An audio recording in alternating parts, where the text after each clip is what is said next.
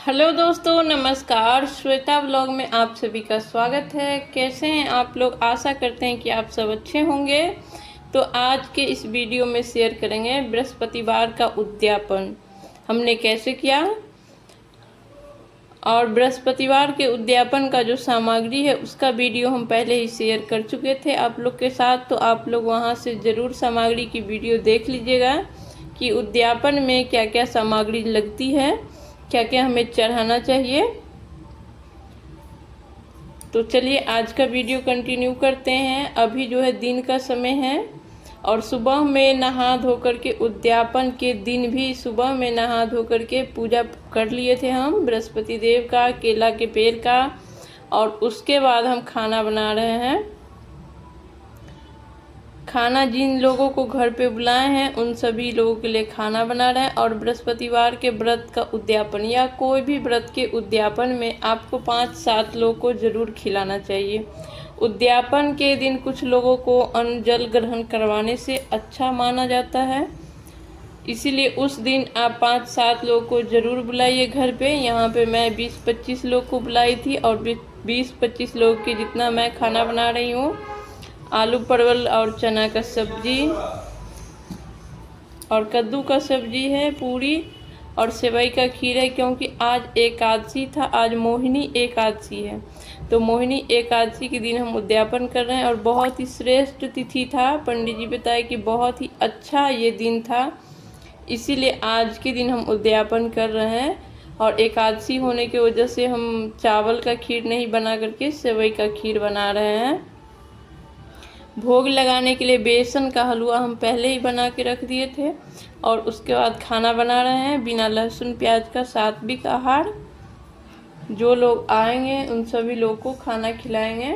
और अगल बगल जो है हकार भी दिया जाता है, क्योंकि उद्यापन करते हैं तो अगल बगल लोगों को बुलाया जाता है। कम से कम प्रसाद खाने के लिए तो ज़रूर ही बुलाना चाहिए। और प्रसाद का वितरण भी अगल बगल ज़रूर से ही करना चाहिए। एक बड़ा जैसे सत्यनारायण भगवान का पूजा होता है उस प्रकार से किसी भी व्रत का उद्यापन भी हमको उसी प्रकार से करना चाहिए। और पंडित जी को ज़रूर से बुलवा के करवाना चाहिए, क्योंकि जैसे आप बृहस्पतिवार का व्रत कर रहे थे प्रत्येक बृहस्पतिवार, उससे थोड़ा विशेष उद्यापन होना चाहिए। जितना दिन आपने व्रत किया उसमें जो भी कुछ कमी रह गई वो सारा उद्यापन में माना जाता है कि पूरा हो जाता है। जितना दिन आप व्रत किए हैं तो सभी दिन पूरा जो भी चीज़ नहीं चढ़ा पाए हैं, कुछ छूट गया मान लीजिए, वो सारा उद्यापन के दिन पूरा हो जाता है, इसीलिए उद्यापन किया जाता है। तो उद्यापन और संकल्प ये दोनों पंडित जी को बुला के करना चाहिए। संकल्प में नहीं भी बुलाते हैं, खुद से भी कर लेते हैं तो चलेगा, लेकिन उद्यापन में नहीं चलेगा, उसमें पंडित जी को बुलवाना ही चाहिए। तो हम पंडित जी को बुलवाए थे, पंडित जी भी थे और 5 लोग को और एक्स्ट्रा बुलवाना चाहिए तो उनको भी बुलवाए थे। तो यहाँ पे जो है लगभग खाना मेरा बन चुका है। खाना बना कर रख देंगे, उसके बाद फिर से दोबारा नहा धो करके तैयार हो जाएंगे। क्योंकि बृहस्पतिवार का उद्यापन जो होता है वो दिन में ही होता है, रात में नहीं होता है। तो सुबह के समय कर लीजिए, नहीं तो आप 4 बजे के आसपास भी कर सकते हैं। यहाँ मैं 4 बजे के आसपास ही कर रही हूँ, क्योंकि केला के पेड़ के पास बहुत ही धूप था। तो 4 बज रहा था, अभी थोड़ा सा ठंडा हुआ था तो वहीं पे कर रहे थे। और ये जो आंटी है बगल वाली वो गठबंधन कर रही थी, क्योंकि बृहस्पतिवार के उद्यापन में हमें पति पत्नी को साथ बैठ करके पूजा करना चाहिए, उद्यापन करना चाहिए। और गठबंधन करके ही किया जाता है। अगर पति पत्नी साथ बैठते हैं तो अगर संभव हो तो दोनों लोग को बैठ करके ही करिए तो ज़्यादा अच्छा है। नहीं ऐसा हो सकता है तो आप अकेले भी कर सकते हैं। तो यहाँ पे केला के नीचे ही एक चौकी लगाए हैं, उस पे पीला वस्त्र बिछा करके बृहस्पति देव को हम आसन ग्रहण करवाएं फूल डाल करके। और बगल में कलश स्थापन है, ये दीप कलश है, इस पे हल्दी से स्वास्तिक बनाया हुआ है। और जितने भी भोग प्रसाद थे सभी हम ला करके रख दिए हैं। पूजा प्रारंभ हो गई है, अब हम वस्त्र चढ़ा रहे हैं भगवान को। और वस्त्र जो है एक हम फोटो पे चढ़ाएंगे जो हम तौलिया लेकर के आए थे, और एक केला के पेड़ पे चढ़ाएंगे, जो बड़ा वाला केला है उस पे चढ़ाएंगे। और बहुत अच्छा हुआ कि हम जब पूजा कर रहे थे तब तक केला में फूल और फल नहीं आया हुआ था, लेकिन जैसे हम उद्यापन का डेट फिक्स किए कि इस दिन हमें उद्यापन करना है, 15 दिन पहले हमने किया था और 15 दिन के अंदर ही उसमें फल और फूल दोनों आ गए। ये बहुत अच्छा संकेत माना जाता है।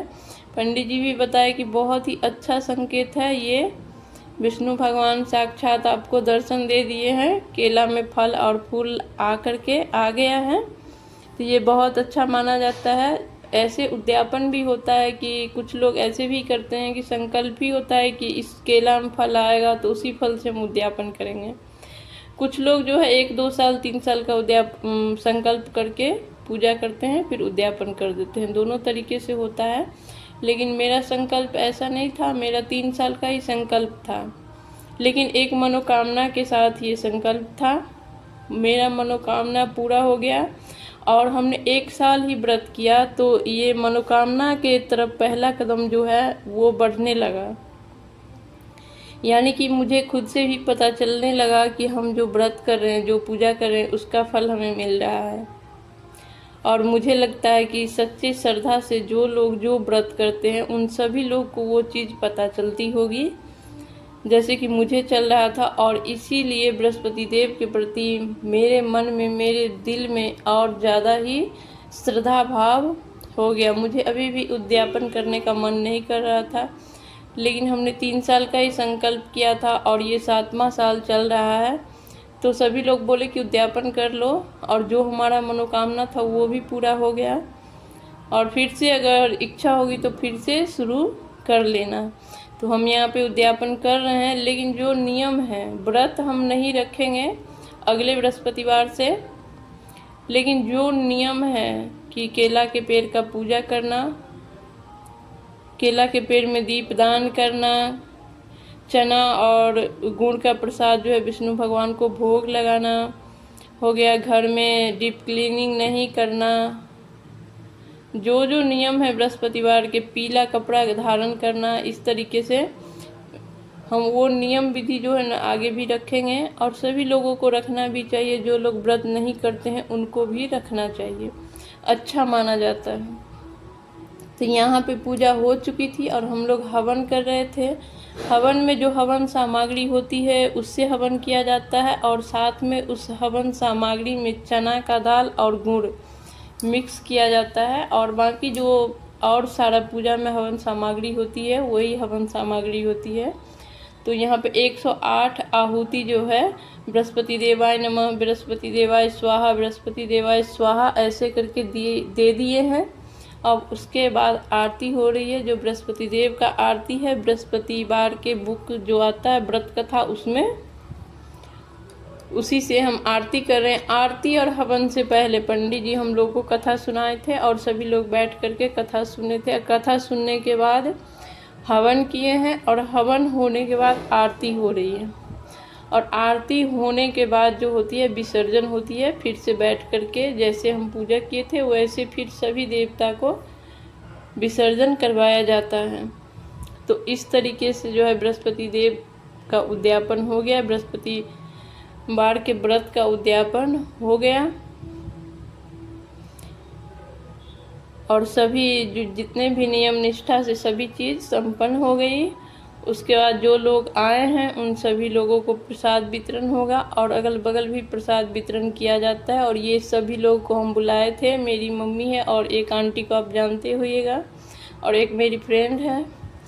तो पूजा होने के बाद यहाँ पे प्रसाद सभी लोगों को दिया जा रहा है।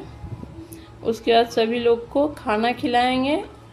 इसी तरीके से बृहस्पतिवार का उद्यापन हो गया। और ये लड्डू जो घर से दूर है, जो लोग नहीं आ पाए, जिसको हम बुलाए थे और नहीं आ पाए, उन लोगों के लिए हम वहाँ उनके घर पे भिजवा रहे हैं कि जिनको हकार दिया गया था उनके यहाँ प्रसाद जाना चाहिए।